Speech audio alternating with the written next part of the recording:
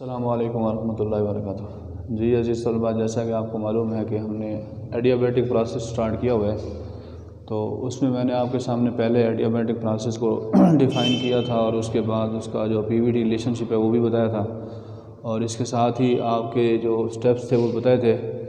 तो आज के लेक्चर में हम इंशाल्लाह express the work done during adiabatic process के दौरान वर्क डन क्या होता है उसको आज हम जो है आपके सामने जो है इसको ड्राइव करेंगे, फार्मूला इसका ड्यूरिंग एक्सपेंशन और कंप्रेशन, एक्सपेंशन में भी और कंप्रेशन में भी इसका जो फार्मूला है वो हम डेरिवेटिव करेंगे। ओके, तो स्टूडेंट्स हम जानते हैं कि वर्क डन बराबर होता है work done is equal to, यानी वी नो दैट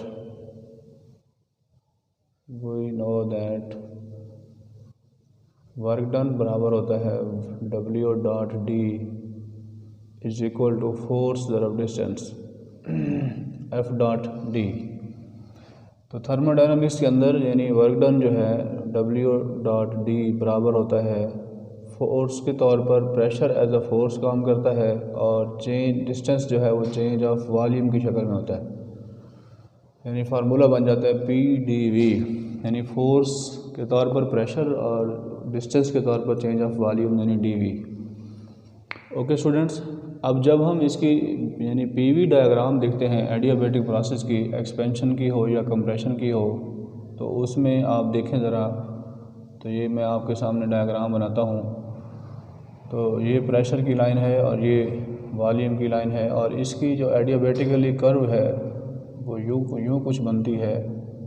ये एक्सपेंशन अगर आप नीचे की तरफ एरो ऐड करेंगे तो ये एक्सपेंशन कहलाएगी 1 से 2, और यहाँ वॉल्यूम जो है V2 होगा और यहाँ पर जो वॉल्यूम है वो V1 होगा और यहाँ पर जो प्रेशर है वो P2 होगा और यहाँ पर जो प्रेशर है वो P1 होगा। तो ये एक्सपेंशन की डायग्राम है, एक्सपेंशन की PV डायग्राम है कि जब गैस एक्सपेंड हो रही है तो उस वक्त, और एडियाबैटिकली अगर है तो हम लिख देंगे PV gamma is equal to C, यानी ये रिलेशन बताएगा कि ये एडियाबैटिक कर्व है। तो स्टूडेंट्स हमारे पास चेंज ऑफ वॉल्यूम जो है वो चूँकि स्ट्रेट लाइन नहीं है, कर्व लाइन है। अगर तो ये यूँ लाइन होती तो हम V2 माइनस V1 कर देते, अगर यूँ लाइन हो तो वॉल्यूम कांस्टेंट होता है, वर्क डन 0 होता है। तो चूँकि अंडर द कर्व जो है हमारा V2 आ रहा है, यानी V1 ये है और यहाँ से लेकर यहाँ तक ये V2 है, तो अब V2 में से V1 को माइनस करना होता है, तो ये डिस्टेंस कवर हुआ है ये वाला। तो चूँकि अंडर द कर्व है इसलिए हम क्या करते हैं, इंटीग्रेशन करते हैं, यानी हम इसको बाय पार्ट्स जो है छोटे छोटे पार्ट्स बनाकर इसके यानी अंडर द कर्व जो एरिया निकालते हैं वो इंटीग्रेशन से निकालते हैं। इसलिए हमें ये इसका अंडर द कर्व जो एरिया है ये निकालने के लिए हमें क्या करनी पड़ेगी, यानी हमें इसको इंटीग्रेट करना पड़ेगा, छोटे छोटे पार्ट्स में डिवाइड करना पड़ेगा इस एरिए को, क्योंकि हमें ये V2 चाहिए, ये डिस्टेंस है। ठीक है जी, तो इसलिए हम इंटीग्रेशन करते हैं दोनों तरफ, यानी इंटीग्रेशन ऑन बोथ साइड, यानी 1 स्टेट 2 इधर लिखते हैं work done W dot D is equal to, इधर भी इंटीग्रेशन का साइन लगा देंगे 1 स्टेट 2। 1 स्टेट 2 का मतलब ये है कि 1 से 2 की हालत में जो चेंज आई है वो हम चेक करना चाहते हैं। तो ये आ जाएगा हमारे पास P डॉट डी वी, यानी PdV। ओके स्टूडेंट्स, अब नेक्स्ट स्टेप के ऊपर अब जब इंटीग्रेशन का साइन ख़त्म करेंगे तो ये बन जाएगा W1 state 2 is equal to, अब यहाँ जो P है इसकी जगह हम वैल्यू पुट करना चाहते हैं और हमारे पास यहाँ रिलेशन जो है PV gamma is equal to C का है। जैसे हम कांस्टेंट टेम्परेचर प्रोसेस में हमने वर्क डन निकाला था तो उधर भी हम P की वैल्यू पुट करते थे, तो इधर भी हम P की वैल्यू पुट करेंगे। तो हम जानते हैं कि PV गैमा इज इक्वल होता है PV gamma is equal to P1 V1 gamma is equal to P2 V2 gamma. तो अगर मैं P को यहाँ पे रखूँ तो P इज इक्वल हो जाता है यानी P1 V1 gamma over V की पावर गैमा, यानी ये वॉल्यूम के ऊपर जो गैमा है वो नीचे डिवाइड हो जाएगा। ओके, तो इसलिए स्टूडेंट्स हम कहते हैं कि यानी PV गैमा इज इक्वल होता है P1 V1 gamma is equal to P2 V2 gamma is equal to constant. तो यहाँ से P को मैंने साइड पे किया तो इसको नीचे डिवाइड कर दिया तो V की पावर गैमा डिवाइड हो गया तो अब हम क्या करेंगे, यानी इंटीग्रेशन का साइन मैं लगाऊंगा 1 से 2, ये मैंने वैसे लगा दिया। इस p की जगह पर मैं वैल्यू पुट करूंगा ये वाली, यानी P1 V1 gamma, P1 V1 gamma over V की पावर गैमा, और साथ ही ये वाला जो dV है ये एज इट इज़ आ जाएगा यहाँ पर। तो ये मैंने p की जगह पर उसकी वैल्यू पुट की है P1 V1 gamma over V की पावर गैमा dV। ओके, तो इससे अगले स्टेप पे हम जाते हैं। तो ये आ जाएगा हमारे पास वर्क डन, यानी W1 state 2 is equal to, याद रखें इंटीग्रेशन कांस्टेंट का नहीं होता, क्योंकि P1 V1 P2 V2 आगे ये किसके इक्वल है, कांस्टेंट के इक्वल है। सो हम कांस्टेंट को इंटीग्रेट नहीं करते, तो P1 V1 गैमा को हम उठाकर जो है इंटीग्रेशन से बाहर यानी शुरू में ले आएंगे। ओके तो यानी P1 V1 गैमा कांस्टेंट है, तो इसको हम शुरू में निकाल लेंगे। तो ये यूँ बन जाएगा P1 V1 गैमा, और इंटीग्रेशन का साइन लगा देंगे यहाँ पर 1 से 2, और यहाँ 1 बच जाएगा 1 ओवर V की power gamma dV। Okay students, यानी इस स्टेप पर मैंने यानी कांस्टेंट को बाहर निकाल लिया। P1 V1 गैमा कांस्टेंट के इक्वल होता है, इसलिए बाहर निकाला, कांस्टेंट को इंटीग्रेट हम नहीं करते। तो यहाँ 1 बचेगा और नीचे V की पावर गैमा और dV। यहाँ तक उम्मीद काफ़ी है कि आपको समझ आ चुकी है। अब अगले स्टेप पे देखें, यानी W1 state 2 is equal to, तो यहाँ पर ये है P1 V1 गैमा वैसे आ जाएगा। और याद रखें अगर नीचे वाली चीज़ का ऊपर डेरिवेशन मौजूद हो तो हम लॉग ले लेते हैं, लेकिन अभी ऊपर डेरिवेशन मौजूद नहीं है, क्योंकि V की पावर गैमा का डेरिवेशन जो है वो ऊपर मौजूद नहीं है। तो सो आप क्या करें, इसको उठाकर ऊपर ले जाएं, यानी V की पावर गैमा को उठाकर आप ऊपर ले आए। तो इंटीग्रेशन का साइन लगाएं यहाँ 1 से 2, तो ये अब ऊपर जाएगा, तो ये बन जाएगा V की पावर माइनस गैमा dV। बट्टे के नीचे रकम हो उसको उल्टाकर जब ऊपर लेते हैं तो साइन चेंज हो जाता है, तो गैमा था तो वो माइनस गैमा हो गया। यहाँ तक उम्मीद है कि आपको क्लियर होगा। तो अब हम अगले स्टेप पे चलते हैं, यानी work done W1 state 2 is equal to, बाहर ये चल रहा है P1 V1 गैमा, और अब आप इंटीग्रेशन करेंगे। इंटीग्रेशन का उसूल है कि पावर में एक प्लस करते हैं और उसी को ही नीचे डिवाइड करते हैं, तो इंटीग्रेशन का साइन ख़त्म हो जाएगा, तो गैमा माइनस गैमा प्लस 1 हो जाएगा, यानी यूँ हो जाएगा V की power minus gamma plus 1, power में एक प्लस करते हैं और उसी पावर को ही नीचे डिवाइड करते हैं, माइनस गैमा प्लस 1। अगर इंटीग्रेशन 1 से 2 हो तो उसके साथ आप मॉड भी लगाते हैं, अपर लिमिट और लोअर लिमिट, यानी 1 और 2। ओके, यानी इस स्टेप पर मैंने इसको इंटीग्रेट कर दिया, पावर में एक प्लस किया और उसी पावर को नीचे डिवाइड कर दिया। चूँकि स्टेट 1 से 2 थी इसलिए साथ मैंने उसकी जो है अपर लिमिट और लोअर लिमिट भी लगा दी। तो स्टूडेंट्स अगले स्टेप पे ये है कि W1 state 2 is equal to, अब ये P1 V1 गैमा तो वैसे ही रहेगा, P1 V1 gamma as it is लिखेंगे। याद रखें ये जो इसे कहते हैं अपर लिमिट, ये इसे हम कहते हैं ये अपर लिमिट है, ये ऊपर वाली जो लिमिट होती है उसको अपर लिमिट कहते हैं, अपर लिमिट, और जो निचली लिमिट है इसे लोअर लिमिट कहते हैं। अब ये जो है ये लोअर लिमिट होती है, लोअर लिमिट क्या मतलब ये कि अब इसको हम पुट करते हैं, पहले अपर लिमिट पुट करते हैं फिर लोअर लिमिट पुट करते हैं, दरमियान में माइनस लगाते हैं। ओके, लेकिन कांस्टेंट पर पुट नहीं करते।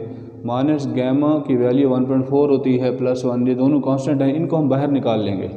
तो इसको हम बाहर निकाल लेते हैं, यानी माइनस गैमा प्लस 1 को मैंने बाहर निकाल लिया। अब पहले अपर लिमिट पुट करेंगे, या एक स्टेप और कर देता हूँ, यहाँ सिर्फ v बच गया। ओके, यहाँ 1 2 ये माइनस गैमा प्लस 1 भी साथ में लिख लेंगे।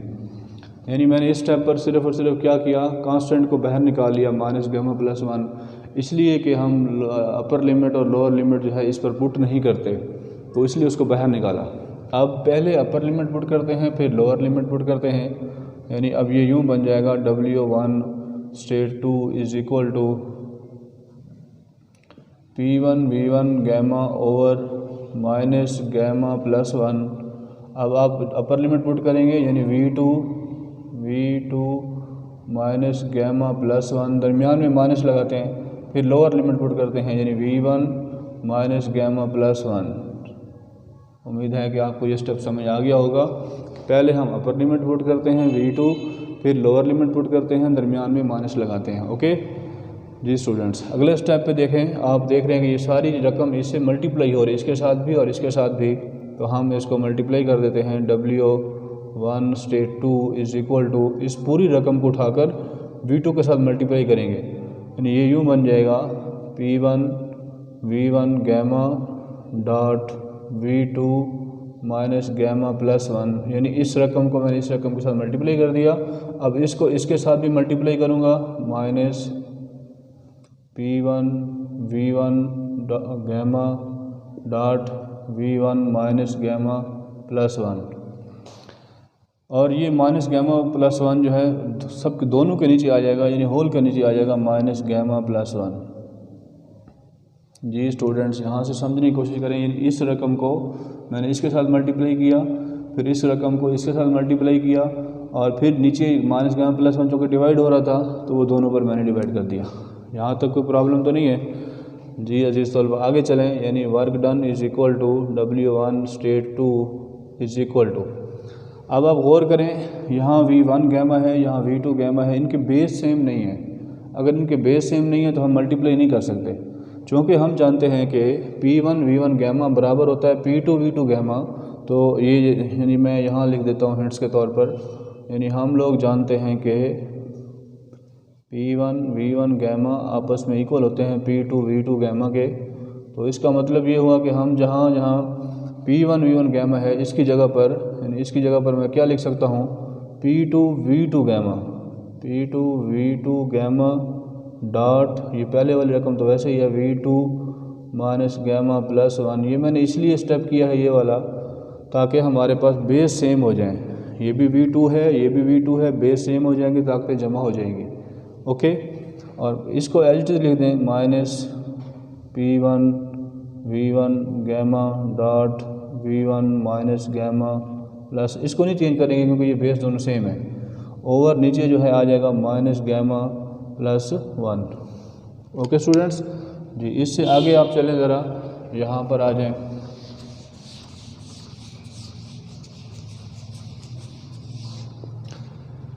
यानी अब ये यूँ बन जाएगा W1 state 2 work done is equal to, जी P2 को मैंने वैसे लिख दिया और V2 भी लिख दिया मैंने। अब ये भी V2 है, ये देखें, ये भी V2 है और ये भी V2 है, बेस सेम है, ताकतें जमा हो जाएंगी। तो ताकतों में क्या चीज़ है, गैमा है, गैमा प्लस करेंगे लेकिन माइनस आ जाएगा, माइनस गैमा प्लस 1, दरमियान में माइनस है, माइनस लगा दिया, यहाँ P1 है P1 लगा दिया, V1 है V1 लगा दिया। अब इसके बेस सेम है, यानी ये भी V1 है और ये भी V1 है, तो ताकतें ऐड हो जाएंगी, तो ये बन जाएगा गैमा माइनस गैमा प्लस 1, और इसके नीचे जो है आ रहा है minus gamma plus 1। Okay students, कोई इशू तो नहीं है यहाँ तक जी। आगे अगले स्टेप पे देखें, यानी W1 state 2 is equal to, ये बन जाएगा P2 V2। अब ये गैमा गैमा गैमा से कट जाएगा, ये गैमा गैमा से कट जाएगा, ऊपर 1 बचेगा, 1 लिखने की ज़रूरत नहीं है, माइनस हो जाएगा P1 V1, 1 लिखने की ज़रूरत नहीं है, और नीचे आ जाएगा माइनस गैमा प्लस 1।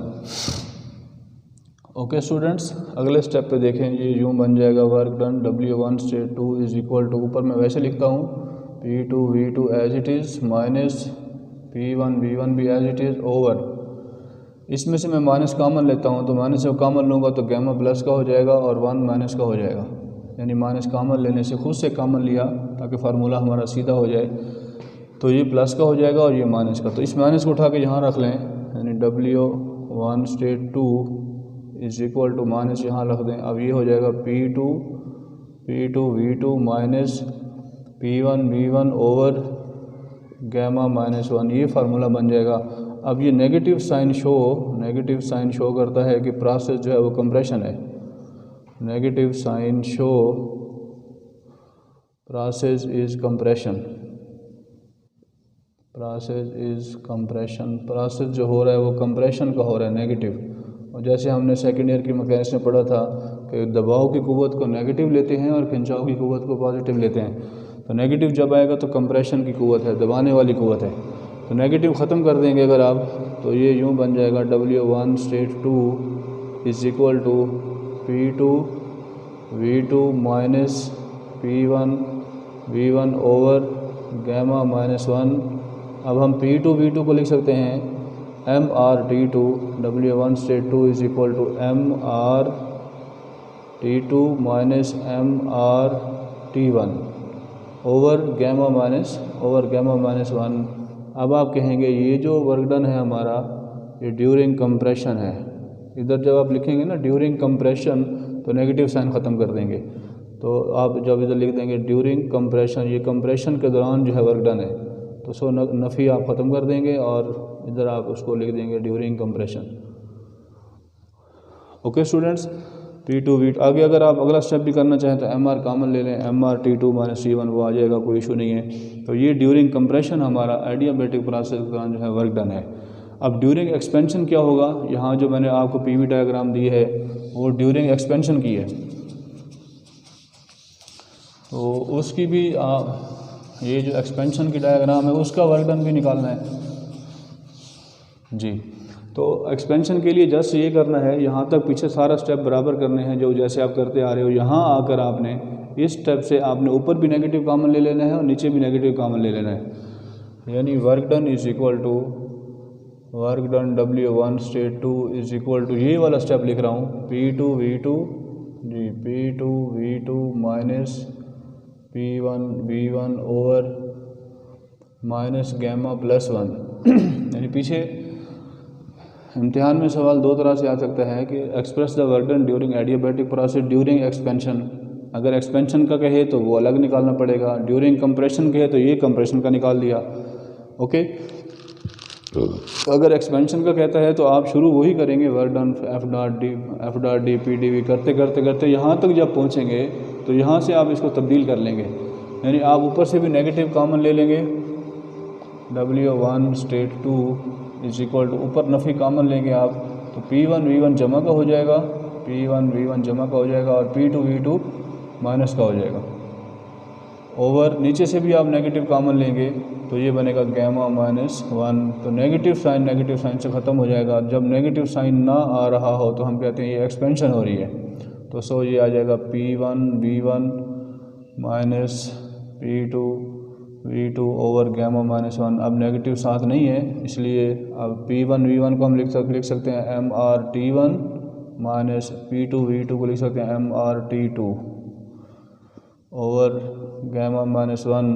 आप चाहें तो MR कॉमन भी ले सकते हैं, MR कॉमन लेने से तो T1 minus T2 over gamma minus 1।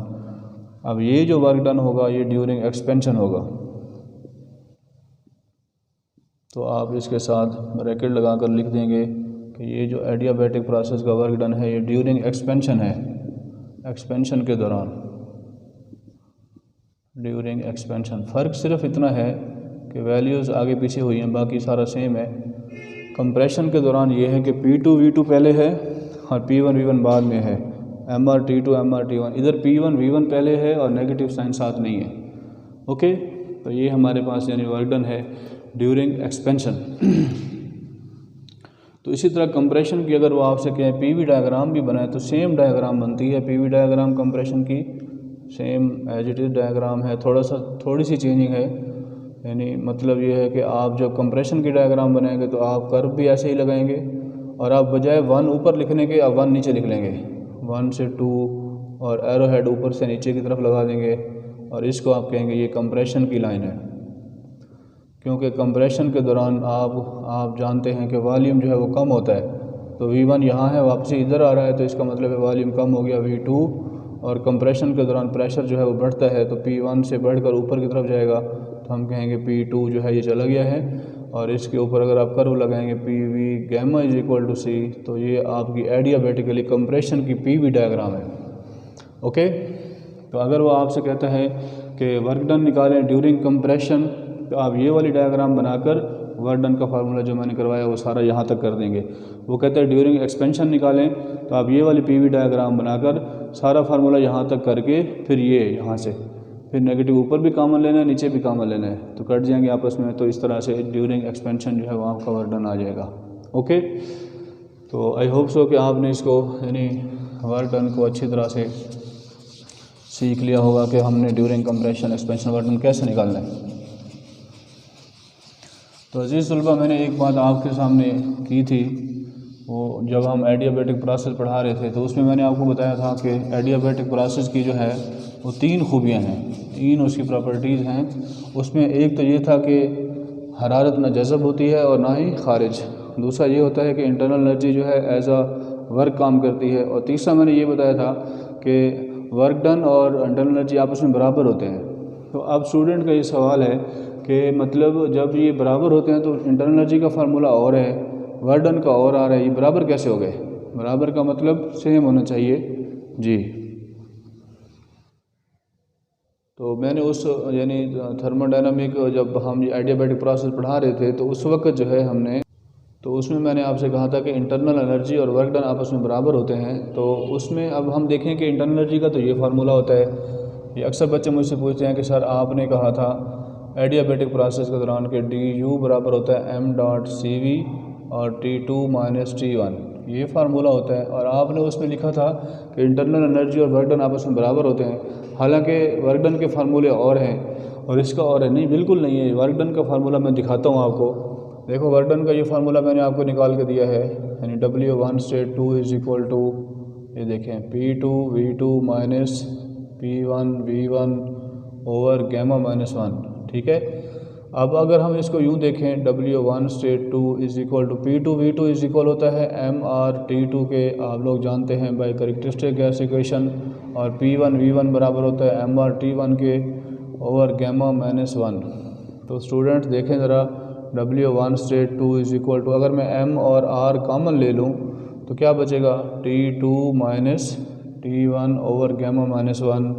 अच्छा अजीज़ तलबा, अब मैं आपसे पूछता हूँ कि ये फार्मूला मैंने आपको पहले पढ़ाया था कि CV बराबर होता है R over gamma minus 1। CV बराबर होता है R ओवर गैमा माइनस 1। तो यहाँ जहाँ लिखा हुआ है R ओवर गैमा माइनस 1, ये इसकी जगह पर मैं क्या लिख सकता हूँ? W1 state 2 is equal to M.CV T2 minus T1। Okay, तो स्टूडेंट्स वो जो फार्मूला था DU का, वही फार्मूला किसका हो गया? वर्क डन का। एडियाबैटिक प्रोसेस में DU और वर्क डन आपस में इक्वल होते हैं, आपस में बराबर होते हैं। इंटरनल एनर्जी में तब्दीली और वर्क डन इक्वल होते हैं। चाहे ये फार्मूला वॉल्यूम प्रेशर के साथ है, अगर आप इसको डेरिवेटिव करेंगे तो ये यहाँ बन जाएगा। ओके, अब ये कैसे आया था ये मैंने आपको पहले बताया हुआ है। हम जानते हैं कि R is equal to CP minus CV। अगर हम बोथ साइड पर CV को डिवाइड कर दें, R ओवर CV इधर भी डिवाइड कर दिया, CP ओवर CV इधर भी डिवाइड कर दिया, माइनस CV ओवर CV इधर भी डिवाइड कर दिया, तो CV से कैंसिल हो जाएगा। तो ये बचेगा R over CV is equal to CP over CP जो है, CV जो है वो गैमा के इक्वल होता है, गैमा माइनस 1 बटा 1 करके क्रॉस मल्टीप्लाई करते हैं, इसको इसके साथ, इसको इसके साथ, तो ये बन जाएगा CV into gamma minus 1 is equal to R। और मैं अगर आपसे कहूँ CV निकालना है तो CV is equal to R over gamma minus 1। So हम कह सकते हैं कि जहाँ R ओवर गैमा माइनस 1 है वहाँ CV लगा सकते हैं। तो एडियाबैटिक यानी प्रोसेस की प्रॉपर्टीज़ में, खसूसियात में 3 बातें हैं, ना हीट सप्लाई होती है, ना हीट खारिज, और इंटरनल एनर्जी बतौर वर्क काम करती है। और इसी तरह यानी इंटरनल एनर्जी और वर्क आपस में क्या होते हैं? बराबर होते हैं। ओके, तो अगर आपको यानी वर्क डन का फार्मूला ना भी याद रहे तो इंटरनल एनर्जी का फार्मूला भी आप लगा देंगे तो आप उसका वर्क डन जो है वो निकाल सकते हैं एडियाबैटिक प्रोसेस का। ओके, लेकिन फिर भी अगर, चूँकि टेम्परेचर के साथ तो ये निकलेगा, लेकिन अगर टेम्परेचर नहीं है तो फिर आप उसके बैक पर जाएंगे, वॉल्यूम के साथ ये निकाल लेंगे। Okay, thank you so much. इसको राइट डाउन कर लें। अस्सलामु अलैकुम वरहमतुल्लाहि वबरकातुहू।